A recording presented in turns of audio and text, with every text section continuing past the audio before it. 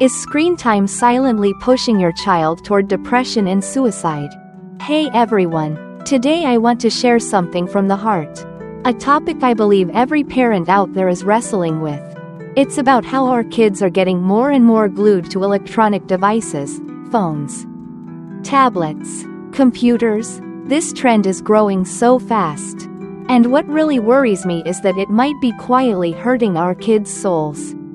Even pushing them towards serious risks like depression or suicide. Sounds chilling, doesn't it? But it's real. And I think it's time we sit down together and take a hard look at this. Before diving into the details, I want to quickly touch on the key points I've taken from this article. Studies show that spending too much time on electronic devices can actually increase depression and suicidal behavior in teens. But don't worry, there's hope. We can protect our kids by encouraging them to move more, get involved in activities that boost their physical health, and most importantly, keep them connected with family and friends through real conversations. Now, let's walk through each part together to understand it better. Electronic devices in our kids' lives and the hidden dangers. Guys, picture this. Over 500,000 teens in the US were surveyed. And the results honestly shocked me. The fact that our kids are spending more and more time on phones and tablets isn't just a normal habit anymore, it's becoming a real threat. There's this study from 2017 by Professor Jean Twenge and her team that really hit me hard. They found that the time kids spend staring at screens is directly linked to a rise in depression and even suicidal thoughts. And get this, our girls seem to be especially vulnerable. When they spend too much time on smartphones or computers, their fragile hearts seem to get pulled into this dark spiral. It breaks my heart just thinking about it. The study showed that between 2010 and 2015, the suicide rate among girls aged 13 to 18 jumped by 65%. And that's not all, the number of girls dealing with severe depression shot up by 58% in that same period. These aren't just dry statistics, they're a wake-up call for us as parents. I remember Professor Twenge saying something that really stuck with me. The rising mental health issues among teens are alarming. Our kids are facing so many struggles, and we can't ignore it. She shared how, at first, she was stunned by these numbers and wasn't sure what was causing them. But then they asked the teens how they spend their free time. And guess what? From 2010 to 2015, they were using electronic devices way more and cutting back on everything else.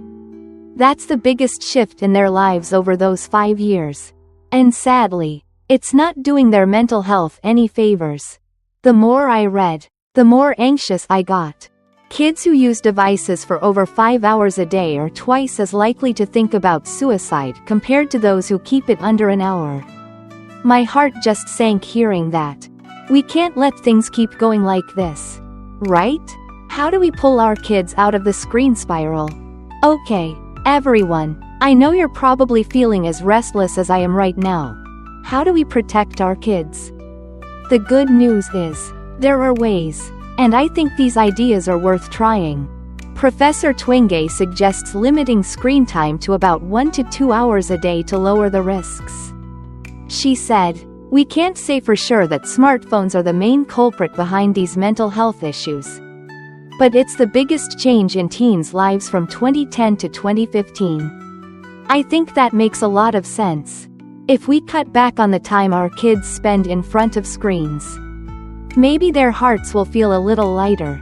But here's something that's been on my mind. The way this study was designed means we can't say for certain that more screen time causes depression or suicide. It could be the other way around. Maybe kids who are already depressed turn to their phones more to escape their sadness. That thought really tugs at my heartstrings. Maybe they just don't know how else to cope with what they're feeling. On a brighter note, though, the study gives us some hope.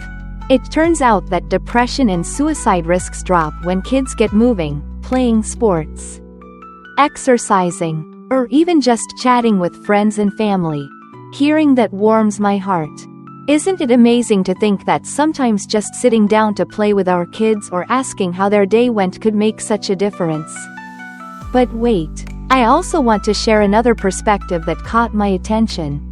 There's this other study from 2013 in Florida, published in Psychiatry Quarterly, by Professor Christopher J. Ferguson. He says kids can use devices up to 6 hours a day without issues, as long as they're exercising regularly and doing well in school. Sounds a bit more lenient, right? This study looked at over 6,000 teens, checking everything from sleep schedules and grades to eating habits and physical activity. And they found that if kids balance things out, 6 hours of screen time isn't a big deal. Ferguson said something I really loved. Devices are so woven into our lives now. They're not what they were 20 years ago.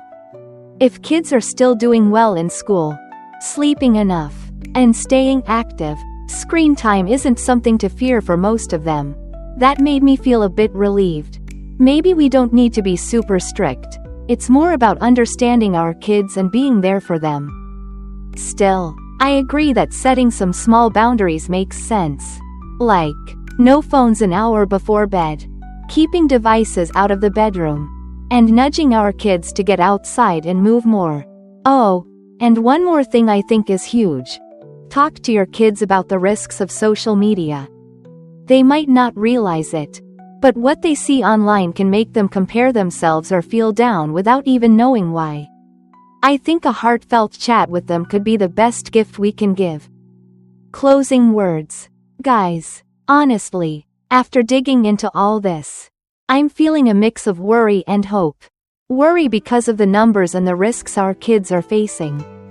But hope because I truly believe that with a little care and attention, we can help them through this. Let's try cutting back their phone time, getting them outside to play, and talking to them more. Who knows, maybe just one small change could bring a smile back to their faces. Right? I hope we can do this together. Because our kids deserve to be happy and healthy.